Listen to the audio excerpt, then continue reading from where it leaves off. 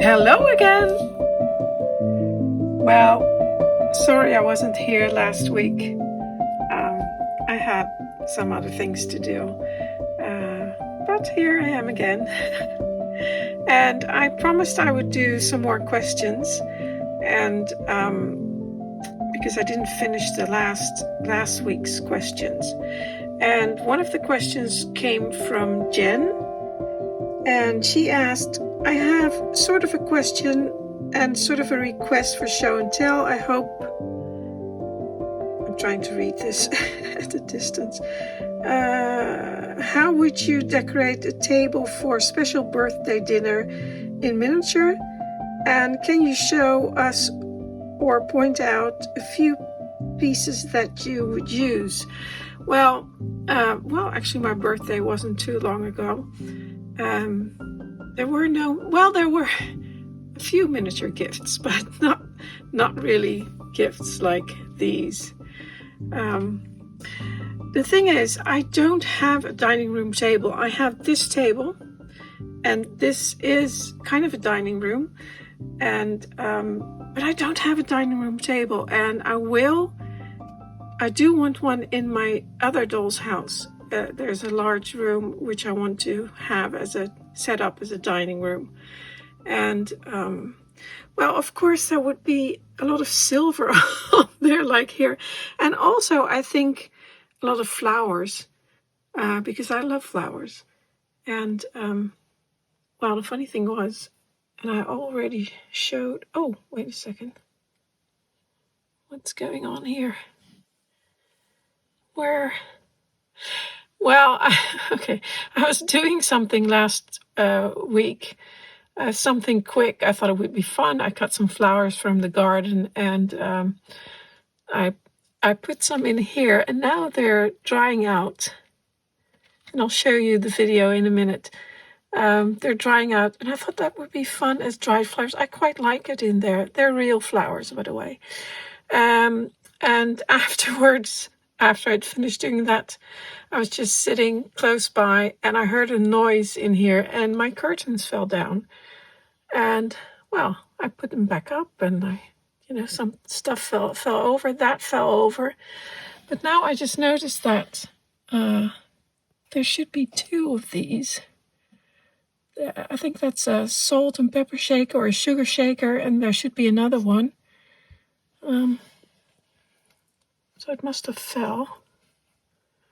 I don't see it anywhere. Over there, maybe in the hearth. I hope it didn't fall on the floor and I vacuumed it up. I have to look for it. No, I don't see it anywhere. Do you see it somewhere on video? Sometimes it's easier to see. I don't see it. Anyway, sorry about that. I have to look for it later. That's growing wild from one of my trees. Not sure what it is, but it looks exactly like miniature roses.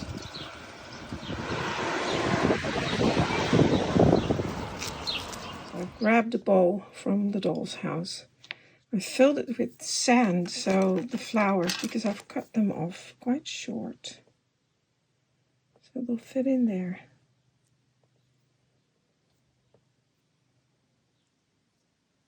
And they won't sink down.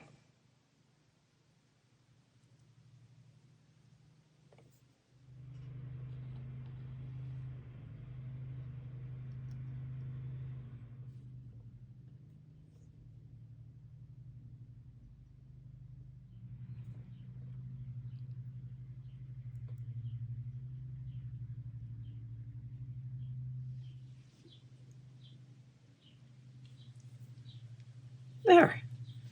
That looks lovely.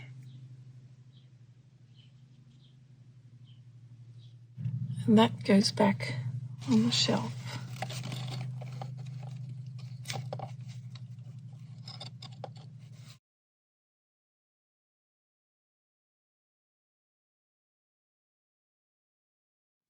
And with these little flowers, of course, they don't last very long because there's not a lot of water in there.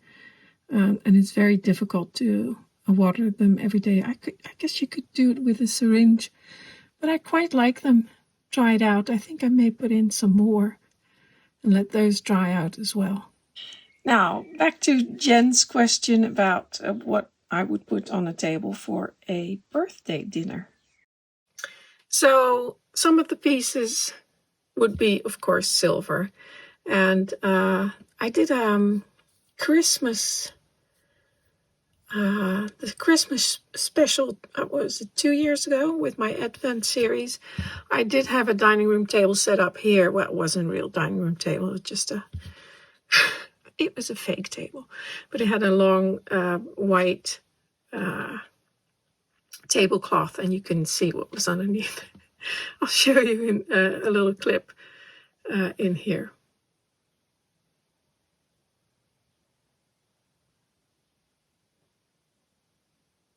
So there you can see some of my favorite things. I would like to put some food on there. I don't have a lot of food. As you know, I'm not a clay person, even though I did do a few classes, which I really enjoyed at Miniature in June. That was with Janie Brownlee Anderson. And yeah, I really enjoyed doing that. But it's just something I don't tend to do myself when I'm at home. But anyway, that was Jen's question. And like I said, I can't really answer it or show you. Oh, I'm sure I'll do that in the future when I get a dining room table. Now, the next question came from Colby. And Colby asked me, Josje, you have so many valuable silver items as well as handcrafted furniture that I wonder how you list them for insurance purposes, and does the company understand that they are miniatures when you describe them?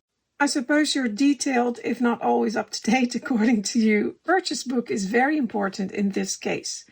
Ara from Bentley House Minis needed to value her Addams Family house as it was on display, and it was staggering the amount it added up to, which included a ridiculously low hourly rate for labor. Well, yes, the book is important because it has all the information about the pieces and how much I paid for them, not exactly how much they're worth, just like that. I put the flowers on the table for now. Normally they're over there. I need some more flowers. Sorry. Yeah, so the book is important. Mine is under the valuables insurance. I think every insurance company will have different rules for that. And it depends on what you want as well. Not everyone wants insurance, or every company will have different set of rules for what it is, valuables or a collection, things like that. Actually, our insurance guy has been here, so he knows. So he's seen it as well. So yeah, but it's tough. It's tough, and you have to figure it out for yourself. I cannot give you advice on that. But what I can tell you is try to, and I've said this many times, make a little book, document what you've got. And like you said, from Bentley House, they calculated the ridiculously low amount for labor. That's not included in my case. Labor is free. But yeah, it's true. If something were to happen, a fire, God forbid, then yeah, you probably won't get back what you've put in. Well, I know for sure you won't get back what you put in. So just make sure you have everything, try to get fire alarms, everything, make it as secure as you can. It's just, oh God, I would hate to think of that. Everything. But good question. Now, Kobe's next question. Also, as your collection is museum quality, how do you control the heat, cold, and humidity? I don't, basically. My collection, it's entirely indoors. It's not in a shed or anything like that. So I have just my normal heating, and it doesn't really get that hot in the Netherlands. Well, it can sometimes, but it's not like in the US or in countries like Australia or in Asia, where it gets really hot, sometimes really humid as well. Although here in the Netherlands, if it gets hot in the summer, usually it's only a couple of weeks, 2 weeks, maybe 3. It does get kind of humid, but I have a fan I put on. I just don't. We don't really have a problem here. I hope that will stay like that in the future. And I've never had any problems with my with heat or moisture, or it's just we're lucky in that respect here. Now, Kobe's third question. I have found that pure silk discolors after a couple of years if PVA glue is used, but not sure if double-sided tape has the same effect. I've noted that you are particular in the materials you use, such as acid-free paper, etc. Can you give us a few do's and don'ts according to your experience in this matter, please? Well, in the early days, I didn't do that. And so the walls back there, they're not acid-free. I can't remember. I think I used spray glue to hang the wallpaper. Now, of course, that's paper, but that may discolor over time. So far, it hasn't. I mean, it's in pretty good condition, I must say. I'm quite pleased with that still. Of course, continuing on the last question about humidity, as we don't have that too much here, that will also influence the way the fabric and the glues react. And I just think it's a good idea to try and use materials, especially if you want things to last. If it's just a quick project, just having fun, doing some fun things with cheap materials, can also be fun and look beautiful. And you can enjoy it for, well, I don't know, years, I would expect. But in this case, as you can see, the silk was printed on my printer, use my computer and my home printer. It's still fine, like I said in the previous video as well. Glues, yeah, I would try to use acid-free glues and acid-free papers. Especially with fabrics and papers, they can deteriorate really fast if the acid starts eating the material. Oops. It fell. Sometimes I wonder why they're on the floor. Things are on the floor, and I don't know how that happened. Well, maybe last time I was filming here with the curtains. But I can hear things fall sometimes at night, and I'm not in there. So, yeah. Anyway, using the best materials you can get, basically. And I've started doing this because I was making something for someone else, and that had to have 18th century silver in there. Now, I know silver also really reacts to the environment, and I just thought it would be a good idea. I'm not an expert on these matters, so And I think these discolorations, deterioration of the material, that takes time. And I don't think I've been in the business, well, not in the business, but in miniatures long enough to experience the actual breakdown of materials. But it could happen. And I'm just thinking, if I want this to last, maybe give it to, I don't know, my relatives in the future when I die. Long time from now. It might be nice if it's still there. I don't know if they'll like it, but they can give it away to someone else who will appreciate it. So basically, I'm not able to give you a great answer on this either, because I'm not that experienced. I just think it's a good idea if it's available, which nowadays it is. A lot of paper is acid-free, and there's a difference. There is a difference between acid-free and acid-free. But sometimes they take the acid out rather than using real acid-free materials. They take the acid out of the wood pulp, something like that. Like I said, I'm not an expert, but if you want to do this, I think you should do your own research. I do read a lot about these things, and I just try to. Wait, that was my thumb. I just try to use the best that I can use.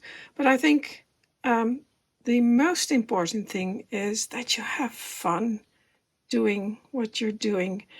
And if that means you cannot get a hold of acid-free papers or acid-free materials or quality whatever paint, then just use what you've got. That's what I did in the beginning. I think, was it this room? I can't even remember. Sometimes I don't. I have to look it up. It's either this room or the one below. I think it was this room. I used orange crates from the supermarket. That's the back of the walls.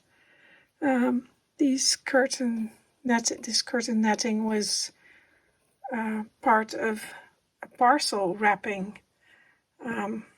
This is silver lace. I don't know where I got that, but I had it and I'm using it. It's holding up really well. I thought the silver might discolor because it's real silver, or there's real silver on there, but it's doing really, really well. So, yeah. Not a very good answer, but yeah, I hope it helps anyway.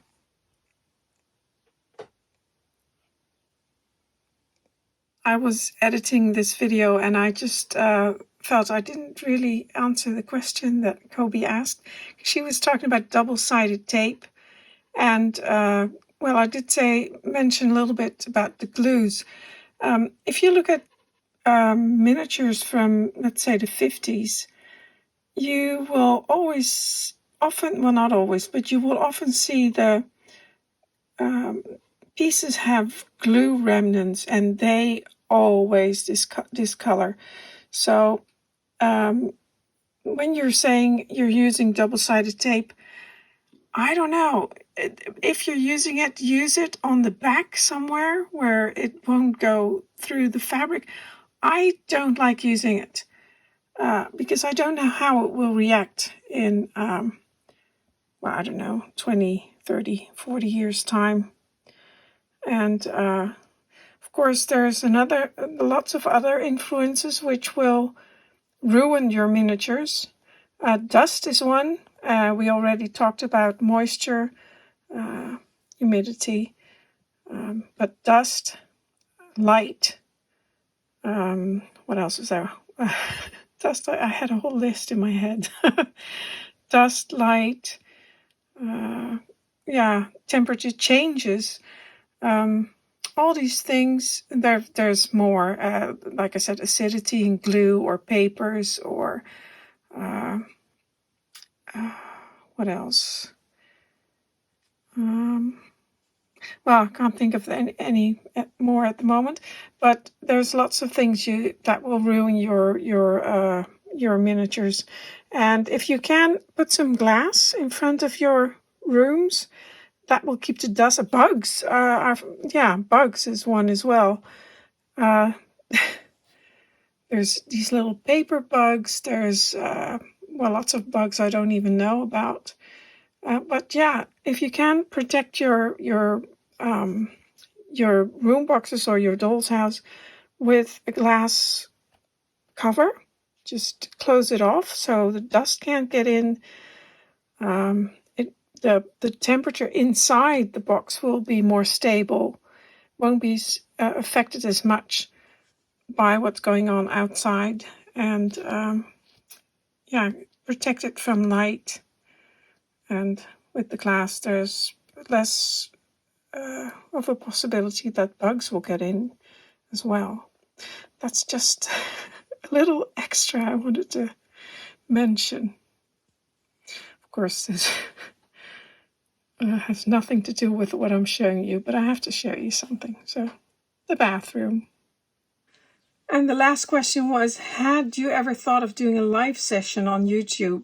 Not a fan of these myself because of the time zones, but I would set the alarm for the middle of the night here if you decided to do one. Live sessions are very difficult because I don't appear personally in them. You just hear my voice, if you have noticed.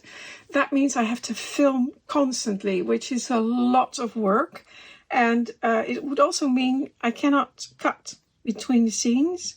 And I would have to walk around in my, workshop or wherever I am, which makes it very difficult for me to film.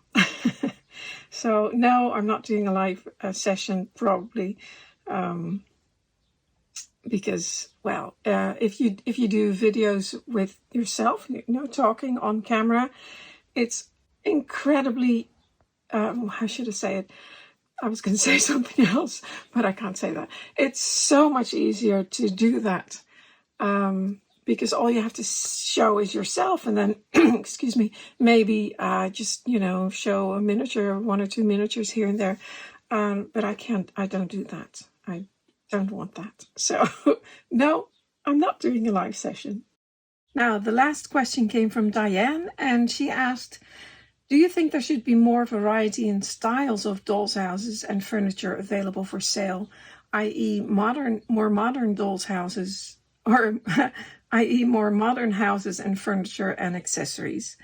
The stores that sell dolls' houses and furniture, etc., all seem to focus on Victorian or older styles. Best wishes from Yorkshire, England. That's true. I do see a lot of antique styles or older styles. Victoria, not so much anymore, but older, certainly. And I have a lot of 18th century style furniture because my houses are from that era. And but I do incorporate some modern pieces because I just enjoy that. Now, I must say there are, especially when I look at Instagram and some other social media. I don't do a lot of social media, but I do occasionally look at Instagram. There are several really good makers that do modern things, modern miniatures, and very enjoyable,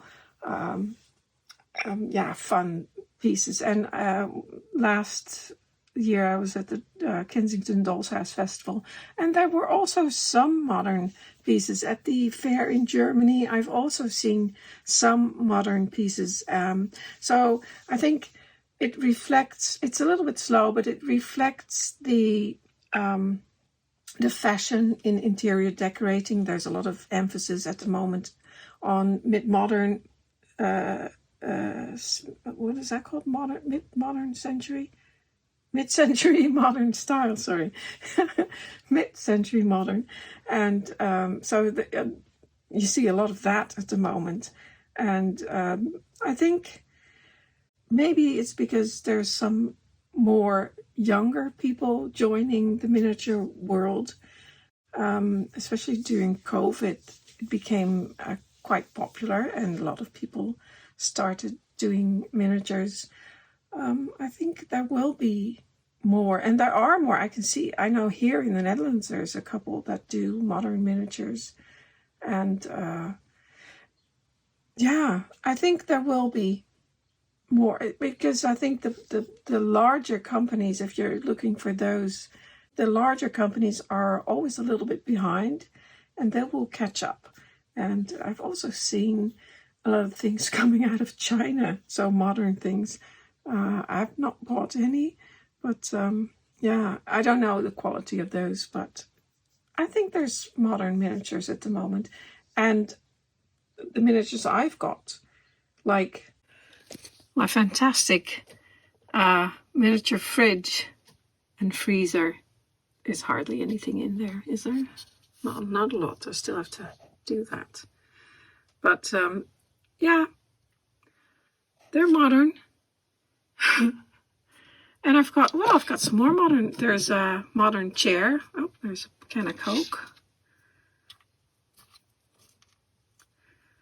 Well, I could put it in there somewhere one day. I put this one. There's, I think these are 3D printed. I can't even remember where I got that from. But yeah, that's modern. We got some of these miniatures. These are also 3D printed. The chairs, they're considered modern, even though the design is already quite old. But yeah, they do make them. Some companies do make them, but as far as dolls' houses, I'm not sure. Here's my toaster, also quite modern. I love that one. I've got my mixer over there. So yeah, lots of modern things in my house as well, and they do sell them. You just have to look for them.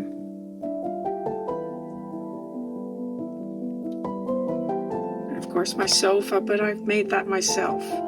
And that came from Jens Torp, mid-century modern.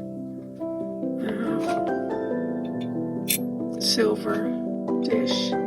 Made the table myself. Yeah, they do sell some things, like I make a lot of it myself, but they do sell some mid-century modern. And modern, not just mid-century. Well, that's it for this week. Thank you for asking all these questions. I hope you enjoyed my answers. Thank you for watching. Until next time.